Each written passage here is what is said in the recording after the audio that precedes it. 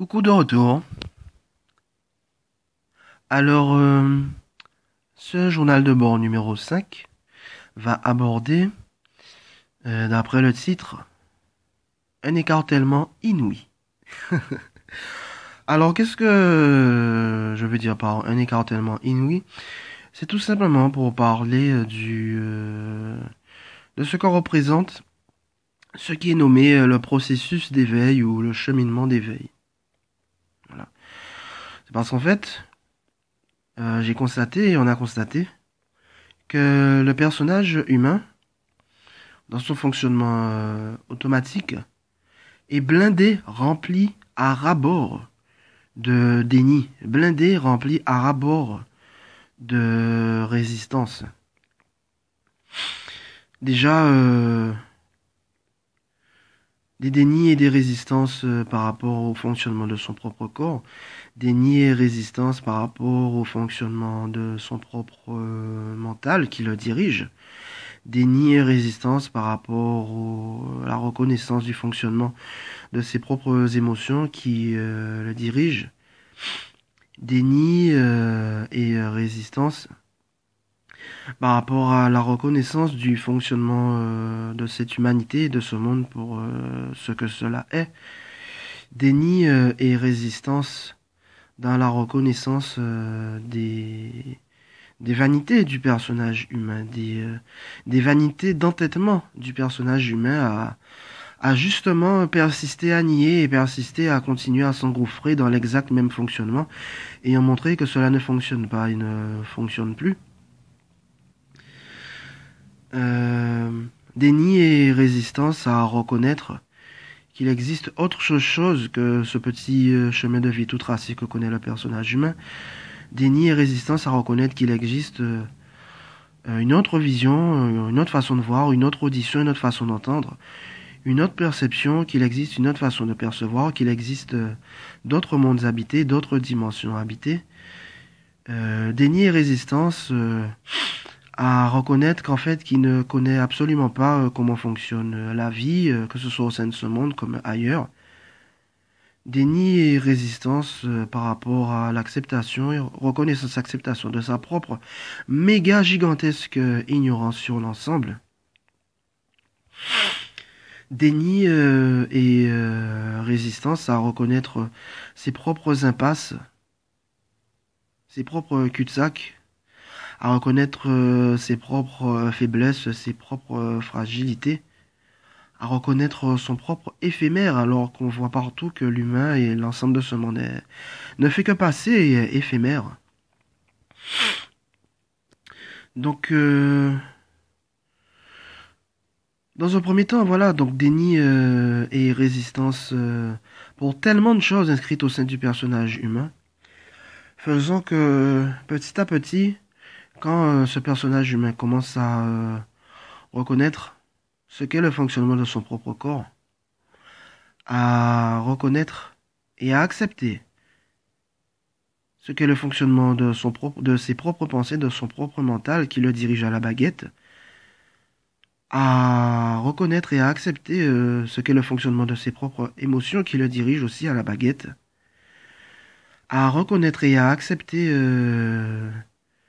qu'il est rempli à ras-bord d'illusions, rempli à ras-bord d'évidentes certitudes qui là aussi ne sont que des croyances illusoires, rempli à ras-bord de repères, que ce soit des repères physiques, des repères géographiques, des repères visuels, des repères mémoriels, des repères auditifs, des repères temporels, des repères planétaires, des repères par rapport au calendrier, par rapport au fuseau horaire, des repères par rapport à son identité, qui sont toutes des illusions propres à son propre point de vue de personnage.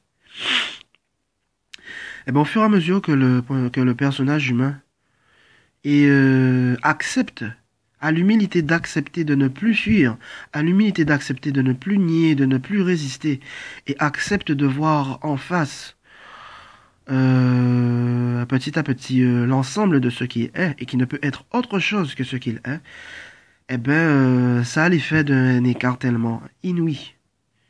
Inouï parce qu'en fait, enfin d'où ce dessin en fait. Inouï parce qu'en fait,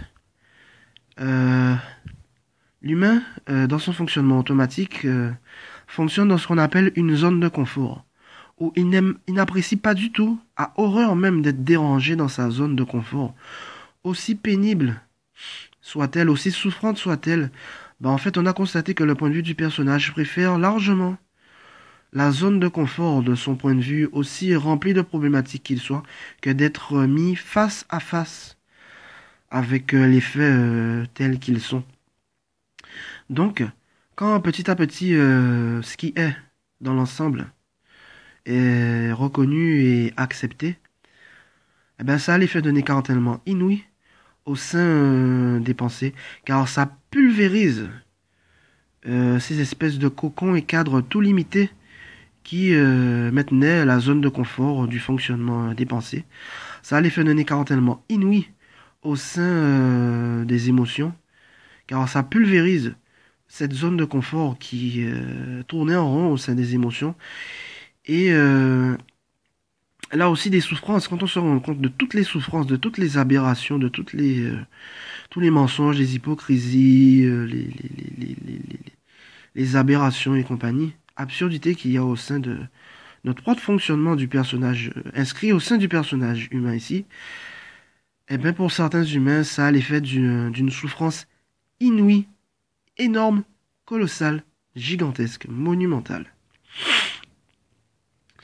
Et ben pour moi aussi, c'est l'effet que ça a eu au sein des émotions de ce corps humain de Christophe et au sein des pensées du corps humain de Christophe, où les différentes strates du fonctionnement du personnage humain ont été mises en lumière, que ce soit à l'intérieur que ce soit concernant le fonctionnement du corps, que ce soit le fonctionnement des pensées, le fonctionnement des émotions, le fonctionnement de la société, le fonctionnement des relations, le fonctionnement de l'humanité dans son ensemble. Ça a été vraiment un écart tellement inouï qui a fait passer par des périodes vraiment pas agréables du tout, quoi. Et bah tiens, que tous ceux et toutes celles qui passent par ce cheminement, ce processus d'éveil, savent, pour l'avoir vécu dans leurs entrailles même, ce que j'essaie de dire.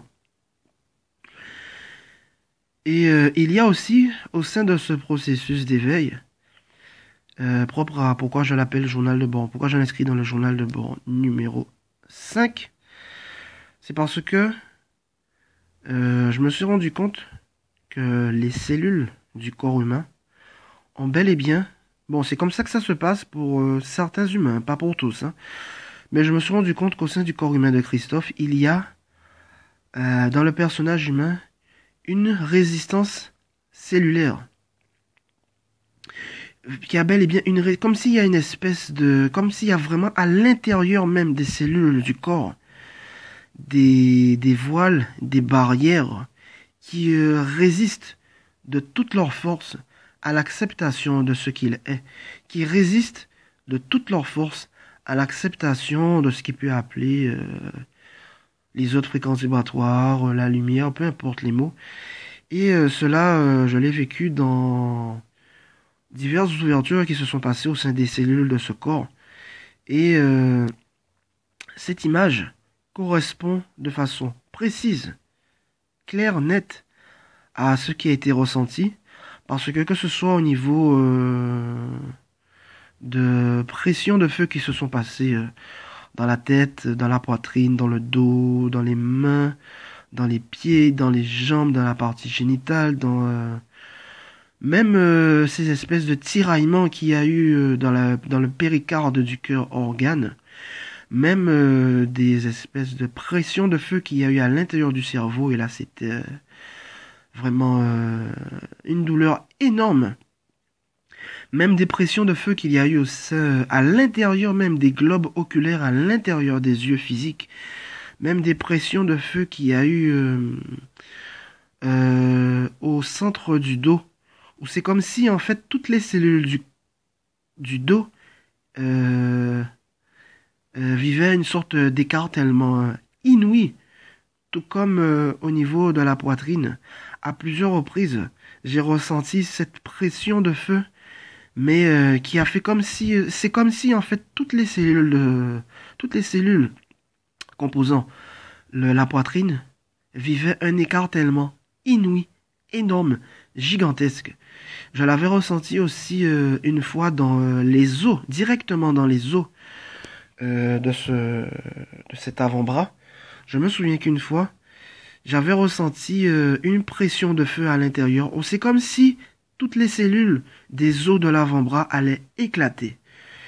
Donc cet écartèlement inouï aussi, je l'avais vécu dans ce qui est appelé la zone du sacrum, où voilà, lors d'une fois, la première fois que ça s'était ouvert, ce corps était assis dans le jardin une nuit, tranquillement, et d'un seul coup, c'est comme si il y a eu toutes les cellules des os du sacrum qui se sont ouvertes d'un coup par une pression de feu colossale qui a plaqué ce corps au sol. Et ça a été tellement énorme qu'il a fallu plus d'une demi-heure en rampant carrément au sol pour se rendre jusqu'à la chambre afin de pouvoir reposer ce corps pour qu'il se repose. Parce qu'en fait, il s'était passé une ouverture au sein de la zone du sacrum.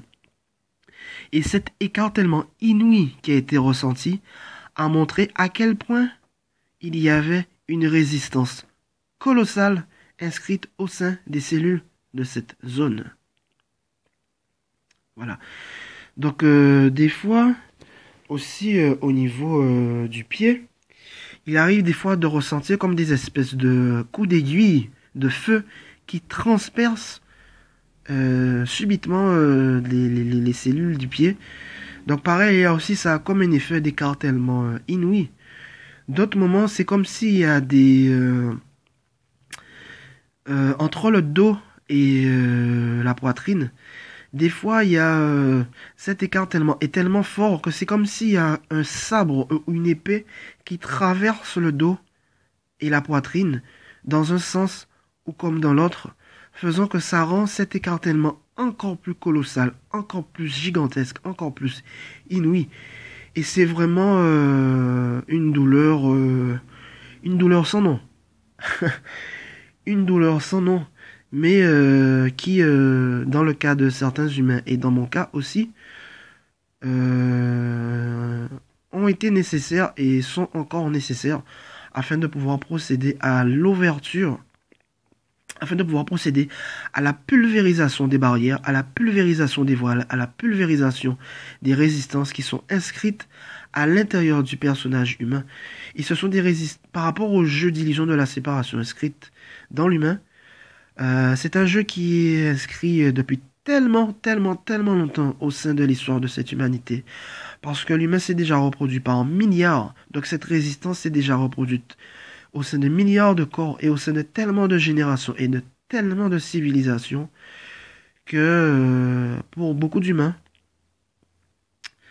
ce changement vibratoire, ce changement de bande de fréquence vibratoire, cette irruption de la lumière qui retrouve sa place à l'intérieur de ce monde et à l'intérieur de l'organisme humain, eh ben c'est c'est vraiment une sacrée affaire. Une sacrée affaire. Donc pour certains, ils ne ressentent pas cette pression de feu. Et d'une certaine façon, je les envie parce que pour eux, je dirais tant mieux. Tant mieux, tant mieux. Mais pour d'autres, comme ça a été pour le cas de ce corps de Christophe, eh ben ces pressions, franchement, vraiment, je ne, je ne les souhaite à personne. Vraiment, je ne les souhaite à personne. Parce qu'il y a eu certaines pressions de feu dans ce corps qui ont été supportables. Mais il y en a d'autres, entre le dos et la poitrine et dans la zone du sacrum, comme certaines fois dans les yeux et dans le cerveau, je vous assure que je ne souhaite à personne de vivre cet écartèlement inouï, mais qui est nécessaire pour laisser passer ce qui doit passer, pour laisser circuler à nouveau ce qui doit circuler à nouveau.